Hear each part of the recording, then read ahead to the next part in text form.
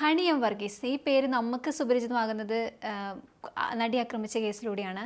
ഇപ്പോൾ ഒരു വഴിത്തിരിവ് വന്നിട്ടുണ്ട്. അതായത് ഈ ഹണി എം വർഗീസിന് സ്ഥാനക്കയറ്റം നൽകിയതിനെതിരെ അതിജീവിത തന്നെ ഇപ്പോൾ രംഗത്ത് വന്നിട്ടുണ്ട്. എന്താണ് ഈ ഒരു കേസിൻ്റെ ബാക്കി വിശദാംശങ്ങൾ? ഈ നടിയെ ആക്രമിച്ച ആ സംഭവത്തിൽ ശരിക്കും പറഞ്ഞു കഴിഞ്ഞാൽ കേരളം മുഴുവൻ ഈ നടിയുടെ പിന്നിൽ അണിനിരുന്നൊരു സംഗതിയാണ്. വളരെ അപൂർവം ആൾക്കാർ മാത്രമേ ഇപ്പോൾ സിനിമയിലാണെങ്കിലും പുറത്താണെങ്കിലും ഈ ആരോപിക്കപ്പെട്ട ഈ സിനിമാ നടൻ ദിലീപിൻ്റെ പിന്നിൽ പോലും, കാര്യം ദിലീപ് അതിന് ശേഷം ശരിക്കും പറഞ്ഞാൽ അദ്ദേഹത്തിൻ്റെ ഒരു പബ്ലിക് അപ്പിയറൻസ് പോലും അല്ലെ സിനിമയിൽ നിന്നൊക്കെ മാറി നിൽക്കുന്നൊരവസ്ഥയിലേക്കൊക്കെ വന്നു, ഒറ്റപ്പെട്ടൊരവസ്ഥയിലേക്ക് വന്നു. ദിലീപ് ശരിക്കും പറഞ്ഞാൽ ഇപ്പോഴും ആ ഒരു ഒറ്റപ്പെട്ട അവസ്ഥയിൽ നിന്ന് മോചിതമായിട്ടില്ല, അദ്ദേഹം ശിക്ഷിക്കപ്പെട്ടില്ലെങ്കിൽ പോലും.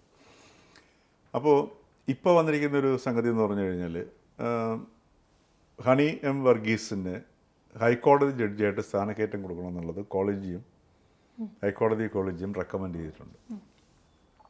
അപ്പോൾ ഇത് ഒരു കാരണവശാലും അനുവദിക്കരുത് എന്ന് പറഞ്ഞിട്ട്, അല്ലെങ്കിൽ ഈ ഒരു സ്ഥാനക്കയറ്റം നൽകരുതെന്ന് പറഞ്ഞിട്ട് ഈ അതിജീവിത രാഷ്ട്രപതി, അതുപോലെ കേന്ദ്ര ആഭ്യന്തരമന്ത്രി, ഹൈക്കോടതി ചീഫ് ജസ്റ്റിസ്, നമ്മുടെ ഇവിടുത്തെ ആഭ്യന്തരമന്ത്രി, മുഖ്യമന്ത്രി തുടങ്ങി എല്ലാവർക്കും നിവേദനം നൽകിയിരിക്കുകയാണ്. ഇത് പക്ഷേ ഒരു നല്ല കീഴ്വഴക്കമല്ല. കാര്യം നമ്മൾ പ്രതീക്ഷിക്കുന്ന വിധി നമുക്ക് കിട്ടിയില്ല എന്നുണ്ടെങ്കിൽ നമ്മൾ ആ ജഡ്ജിക്കെതിരെ തിരിയുക എന്ന് പറയുന്നത് അത് നമ്മുടെ നിയമവ്യവസ്ഥയ്ക്കെതിരെയുള്ളൊരു വെല്ലുവിളിയാണ്. നമ്മൾ ഈ രാജ്യത്ത് നമ്മൾ നിലനിന്ന് പോകുന്നത് ഇപ്പോഴും നമ്മുടെ കോടതികളിലൊക്കെയുള്ള നമ്മുടെ വിശ്വാസം കൊണ്ടാണ്. അപ്പോൾ കോടതിയുടെ മുമ്പിൽ വരുന്നത്, അവർക്ക് കോടതിയുടെ ഒരു ജഡ്ജിൻ്റെ മുമ്പിൽ വരുന്നത് തെളിവിൻ്റെ അടിസ്ഥാനത്തിൽ തെളിവിനെ വിശകലനം ചെയ്തിട്ടാണ്, സ്റ്റഡി ചെയ്തിട്ടാണ്, ആർഗ്യുമെൻറ്റ്സ് എല്ലാം കേട്ടിട്ടാണ് ഒരു വിധി പറയുന്നത്. അപ്പോൾ ഈ വിധി ഈ ട്രയൽ കോർട്ടായിരുന്നു. ഈ ട്രയൽ കോർട്ടിലെ വിധി സ്വീകാര്യമല്ലെങ്കിൽ നമുക്ക് സംവിധാനമുണ്ട്, ഹൈക്കോടതിയിലേക്ക് പോകാം. ഇനി ഹൈക്കോടതിയുടെ വിധിയിൽ തൃപ്തിയില്ല എന്നുണ്ടെങ്കിൽ നമുക്ക് സുപ്രീം കോടതിയിലേക്കും പോകാം. ഇത് നമ്മുടെ നിയമവ്യവസ്ഥയുടെ ഒരു ചാനലാണ്.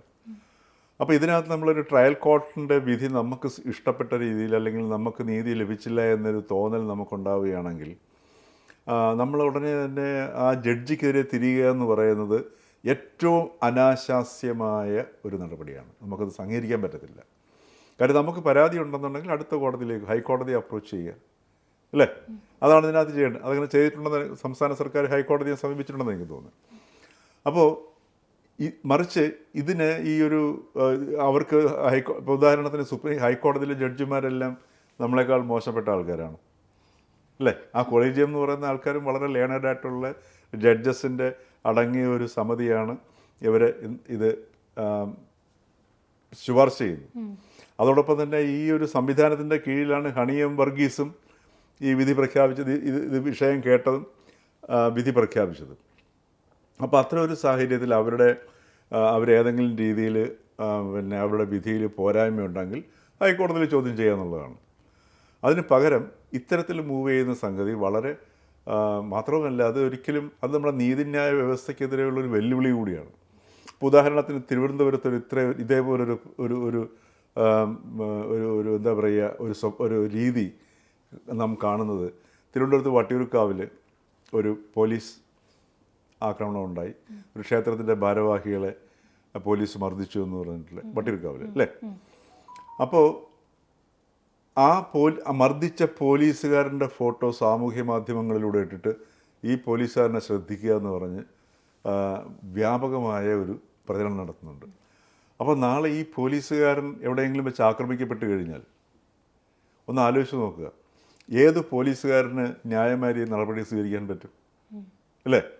അത് നമ്മുടെ നിയമ സംവിധാനത്തെ ഇല്ലാണ്ടാക്കും. അത് നമ്മൾ തിരിച്ചറിയണം അവസാനം. അപ്പോൾ നാളെ ഞാനിപ്പോൾ കണ്ണൂർ ഈ ഒരു സംഗതിയുണ്ട്. കണ്ണൂർ ജയിലിനെ കുറിച്ച് പറയുന്ന സംഗതി, ജയിലിലെ ഉദ്യോഗസ്ഥർ അവിടുത്തെ ഈ ശരിക്കും പറഞ്ഞാൽ കണ്ണൂർ ജയിലിനകത്ത് അവിടെ ഈ കൂടുതലും അത് CPM-ൻ്റെ ഒരു നിയന്ത്രണത്തിലുള്ള, അല്ലേ? കൂടുതൽ ആൾക്കാരും പിന്നെ അവിടെ നിന്നുള്ളവർ ഈ CPM-ൽ നിന്നുള്ളവരാണ്. അപ്പം അവിടെ ഏതെങ്കിലും ഒരു ഉദ്യോഗസ്ഥൻ ഈ ജയിൽ പുള്ളികളുടെയോ അതല്ലെങ്കിൽ അവരുടെ ബന്ധുക്കളുടെയോ താല്പര്യത്തിന് വിരുദ്ധമായിട്ട് നീതിപൂർവ്വം അങ്ങനെ പ്രവർത്തിച്ചു കഴിഞ്ഞാൽ അയാളുടെ കുടുംബത്തിന് ഭീഷണിയാണെന്ന് കേൾക്കുന്നുണ്ട്.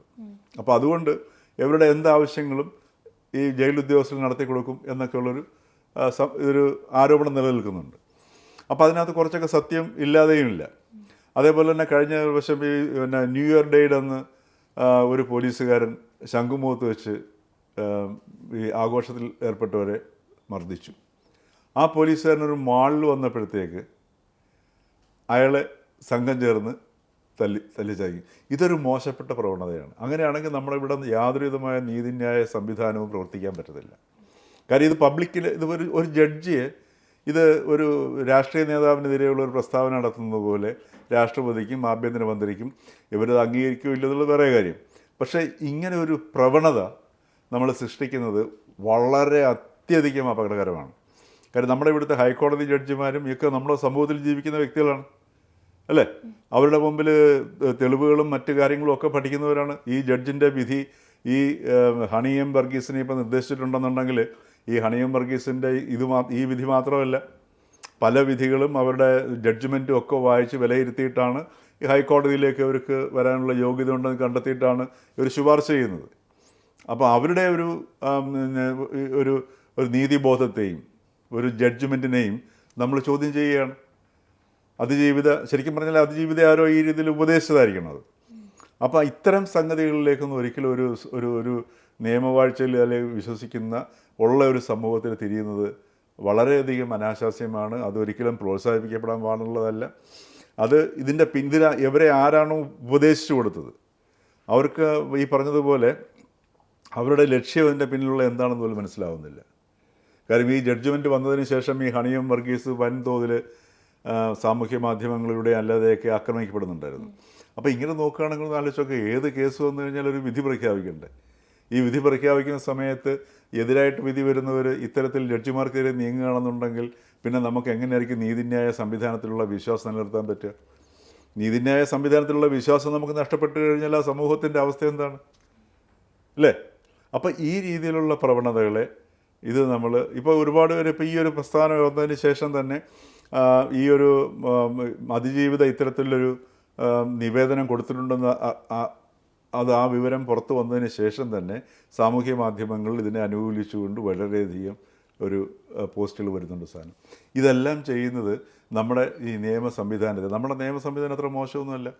നമ്മുടെ നീതിന്യായ സംവിധാനം നമുക്ക് ഇപ്പോഴും പ്രതീക്ഷ നന്നായിട്ട് അർപ്പിക്കാൻ പറ്റുന്ന ഒരു നീതിന്യായ സംവിധാനമാണ്. എല്ലാ മേഖലകളിലും പ്രശ്നങ്ങളുണ്ട്, ഇല്ല എന്നല്ല പറയുന്നത്. അവിടെയും അഴിമതിയുണ്ട്, അത് ജഡ്ജിമാർ തന്നെ പറയുന്ന സംഗതിയാണ്. പക്ഷേ അഴിമതിക്കാരാൽ കൂടുതൽ നിറഞ്ഞതല്ല നമ്മളുടെ ഈ നീതിന്യായ സംവിധാനം ഇപ്പോഴും എന്ന് നമുക്ക് വളരെ നീതിയുക്തമായ ന്യായമായിട്ട് നമുക്ക് വിശ്വസിക്കാനുള്ള അവസരമുണ്ട്. അപ്പോൾ അതിനെ നമ്മൾ ശക്തിപ്പെടുത്തുക എന്നുള്ളതാണ് നമ്മളൊരു ഓരോ പൗരൻ്റെ ഉത്തരവാദിത്വം. അപ്പോൾ ഈ അതിജീവിത തന്നെ ഈ ഒരു സമീപനത്തോടു കൂടിയാണ് കോടതിയെ വീണ്ടും സമീപിക്കുന്നതെങ്കിൽ അത് മുൻവിധിയോടുകൂടിയായിരിക്കും സമീപിക്കുന്നത്, അല്ലേ? അപ്പോൾ അതൊരിക്കലും പാടില്ല. ഇപ്പോൾ തങ്ങൾക്ക് നീതി ലഭിച്ചില്ല എന്നുണ്ടെങ്കിൽ ഹൈക്കോടതിയിൽ നിന്ന് നിങ്ങളത് അവതരിപ്പിച്ചിട്ട് നീതി ലഭിക്കാൻ ശ്രമിക്കുക. അവിടെയും നീതി ലഭിക്കുന്നില്ല എന്ന് ഉറപ്പുണ്ടെങ്കിൽ സുപ്രീം കോടതിയിൽ പോവുക. സുപ്രീം കോടതിയിൽ പോയി നീതി ലഭിച്ചിട്ടില്ല എന്നുണ്ടെങ്കിൽ അത് സ്വീകരിക്കാൻ നിവൃത്തിയുള്ളൂ.